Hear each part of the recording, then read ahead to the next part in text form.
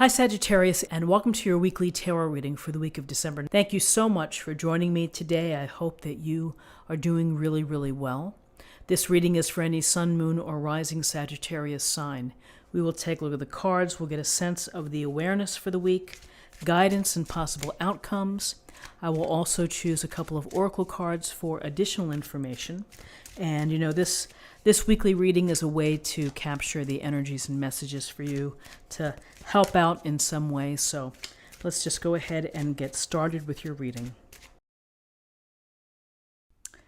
Okay, so in terms of awareness for the week, we have the Six of Swords and we have the Four of Pentacles. The Six of Swords is really what you see here is you see the oarsman who is helping to transport it looks like the mother and child in the boat. And, here they're going from looks like swirling water here to clearer waters. It's movement, it's transition. For some of you, you may be literally taking a trip. You may be having plans to go somewhere. For others, this could suggest that maybe you're moving away from a particular location or from a particular situation, that you've either outgrown the situation or you weren't satisfied and you feel that you need to move on.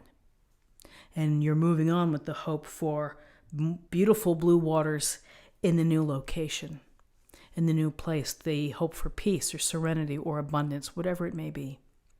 And sometimes we need the support of people in order for us to make that transition, to make that move. So you may have someone within your life who is supporting you, who may be helping you get ready to take a move. I would also say that for, in some situations when you're in a tough place, like for example, if you're in a work environment that could be toxic or there could be quite gossipy, it could be something as simple as removing yourself from the scene. If it's the lunchroom or if it's in a meeting, just getting up and walking away and then coming back. So, we see a lot here, but what we see is we see the boat and we see people in the boat and we see people leaving. They're going somewhere. They're moving on, and we can think to ourselves that it's for greener pastures. So with the Six of Swords, here's the Four of Pentacles, and we see the man here. He's got those two huge pentacles underneath his feet, clutching one to his heart, and he has a smaller pentacle on his head. And it's about holding on to what you have. You may be resisting this move, and you may be trying to work out your own sense of control, hanging on to your resources, to the things that you have. Often we look at this in terms of time, energy, money, property, all the things that we have within our own control. And here he's created this very tight boundary, not giving it up, not without a fight.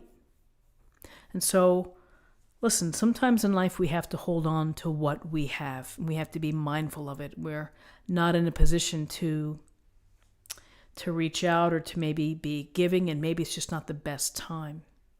Maybe there'll be a better time. Maybe there will be an awakening here where this energy of holding tight will release. Some of you simply may be holding on to what you have in, maybe in disbelief that, you're going to be moving somewhere or going somewhere or transitioning to calmer waters, and having to think about what you have and what you bring with you. Those are important decisions.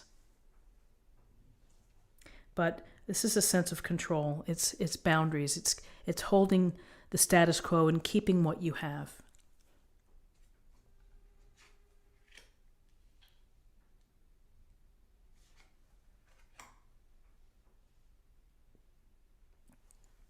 So in terms of guidance, we have the Two of Cups and we have the Princess of Swords. So the Two of Cups, a beautiful card here, loving, sensual. It's just so inspiring to see. And the Two of Cups, it's about the relationships and the possibilities of these really connected unions. People who are meant to find each other. People who simply are joyous to be in the company of someone else. They don't have to do anything. It's just the act of being. And these powerful unions speak to us. They transform us. They bring us happiness and joy and delight. For those of you that are in a relationship, you may be deepening that bond. You may be creating new opportunities for intimacy, for love, for passion. This is a relationship of equality and balance and harmony. Everything fits nicely together. And for some of you who are hoping to meet other people or to have a relationship, this is the possibility that once you make this move, here's the possibility for you to find someone, to meet someone, to connect, to have an emotionally rewarding relationship. And again, you have to put yourself out there. You have to make yourself known. You have to set your intention with the universe, with divine source, that I am looking for my soulmate. I'm looking for my one and only, the person who was meant for me. I'm ready to receive. I'm ready to meet them. And this type of relationship can come true. Two of Cups can also be for those that are, I'm not looking for a relationship right now. I understand. It can be deepening the bonds and making important connections who really, people who matter to you and will matter to you in the long term. So with the Two of Cups, here's the Princess of Swords. And the Princess of Swords, she has her sword ready. She's facing, looks like she's on guard.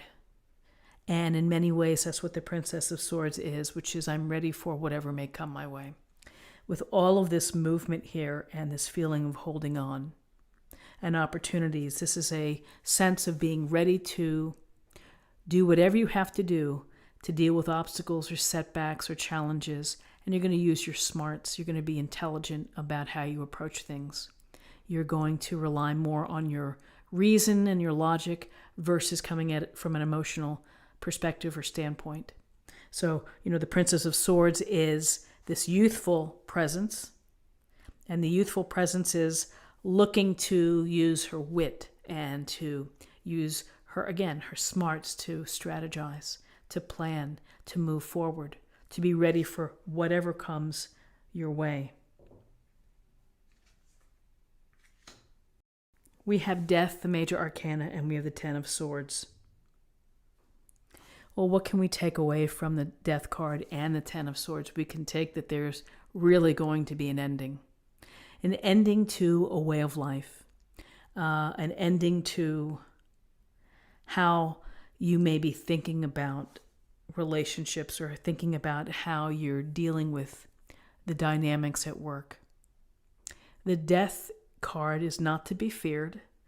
It just doesn't relate to physical death. It relates to symbolic death, which is things end. Situations end. Sometimes relationships end. Sometimes the job ends. Whatever it is, it's a matter of how you're going to have to process it and deal with it. And the same thing goes for Ten of Swords. It doesn't get any worse than the Ten of Swords. So the movement here and the transition and the holding forth, we have maybe a sense of sadness, that there's this lingering sadness about what's happening. Maybe for some of you, you're being forced to move. Maybe some of you are having, difficulties in a relationship and it's going to end. Here's a relationship. Maybe this represents the possibilities of a new relationship, but something here ends and here's the finality of it. But as we always say, you got to let it go. You have to use it as an experience. You have to try to put it in your book of life and move on. And if you see very clearly here the beautiful sky and you see the sun and you realize that the pain, the sense of loss, maybe the sense of sadness, whatever it may be, you process it, you acknowledge it, you own it, and then you look for the light. You don't dwell here. You feel it, certainly viscerally, and then you move on. The Death card and the Ten of Swords allows the new opportunities to come into your life. And I feel that it's the new opportunity here that you're going to have possibilities that maybe that there was something wasn't working within a relationship, and by moving to calmer waters, by looking for serenity, looking for a change, that yes, it at a very real level, it represents something ending, where you were, how you lived. And there, of course, there's residual pain and disappointment and wondering, like, am I making the right decision? But ultimately, here we have the Two of Cups, which is a glorious relationship, ready to defend. And, some may say that this isn't going to work out because of the Ten of Swords. I don't tend to see that. I tend to see things that we see death, we see the Ten of Swords, we see a difficult chapter that's ending. This Two of Cups represents perhaps potential of greater bonding. We bond through adversity. Our relationships become stronger and more loving and more connected when we go through something that is like an ending. So very interesting cards. Let's see what we have in terms of an affirmation for the week.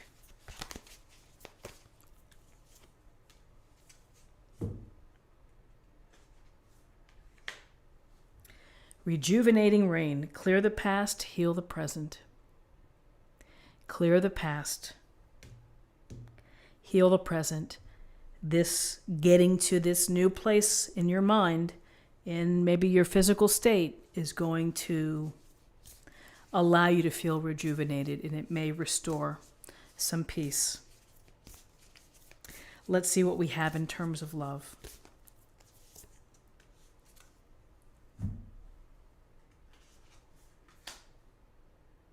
I love you. Let's see what that says. These are very important words. Simple, beautiful message that in times of hard times or adversity, challenges, or simple celebrations, 3 simple words have a lot of meaning when you say them coming from the heart. This is what I have for you. I hope that you found something helpful here today with this reading. If you did, please subscribe if you haven't already. Like this video, share this video, comment below. I hope you do have a really nice week, and I look forward to seeing you next week. Take care.